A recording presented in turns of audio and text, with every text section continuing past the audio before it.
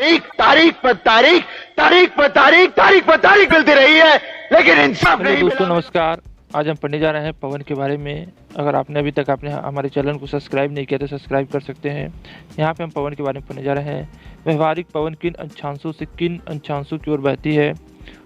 अश्व अक्षांशों से विषुवत रेखा की ओर बहती है।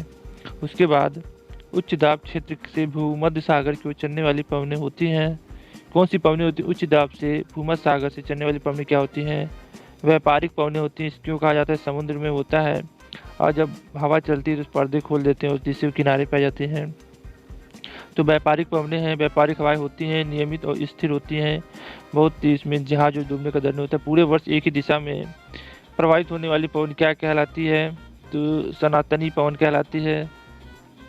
उसके बाद उस दूसरा उच्च दाब से विषुवत रेखाएं निम्न दाब की ओर चलने वाली पवनें क्या कहलाती हैं?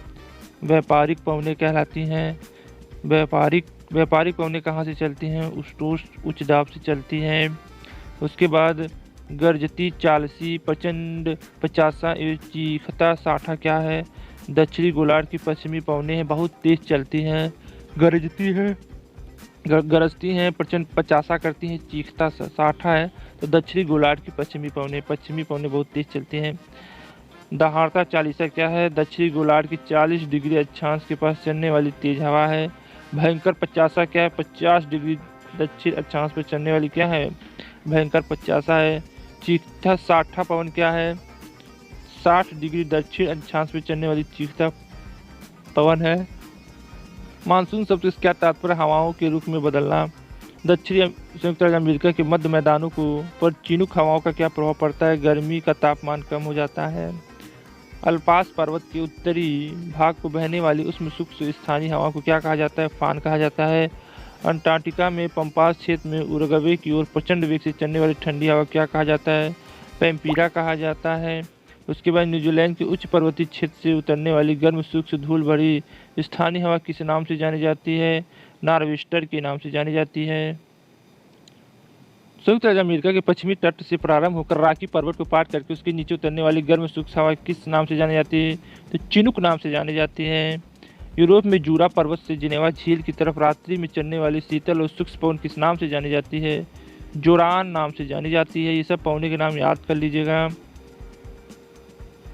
उसके बाद रॉकी पर्वत की पूर्वी ढालों पर उतरने वाली हवा को संयुक्त राज्य अमेरिका और कनाडा में क्या कहा जाता है? तो चिनुक कहा जाता है। कौन सी वायु स्विट्जरलैंड के उत्तरी अल्पास की विमुख ढाल पर बहती है? तो फान है। फान से याद कर लीजिएगा, फान है। चिनुक एक है स्थानीय हवा। क्या है चिनुक? एक स्थानीय हवा है। कौन सी स्थानीय पवन इटली की रक्त की वर्षा लाती है? सिराका कौन सी पवन इटली में रक्त की वर्षा लाती है? सिराका।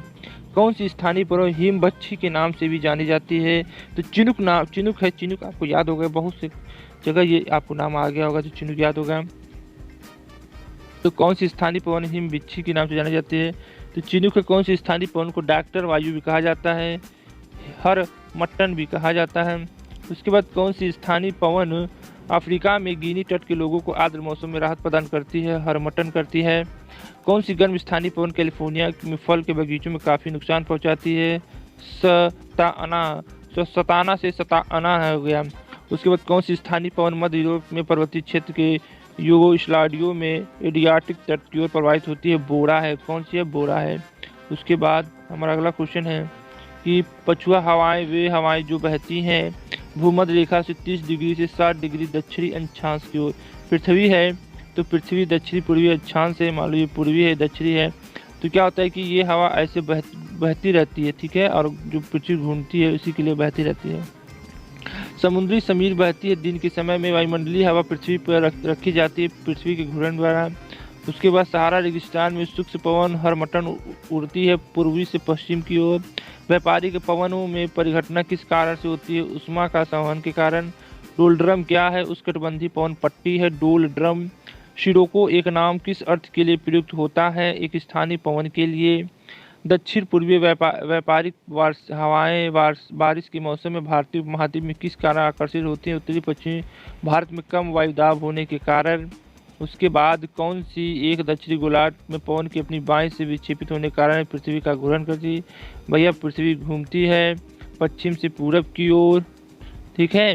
तो जब घूमती है तो सब हवाएं जो रहती हैं वो क्या होती हैं, वो भी हल्का सा प्रभावित हो जाती हैं घूर्णन गति से।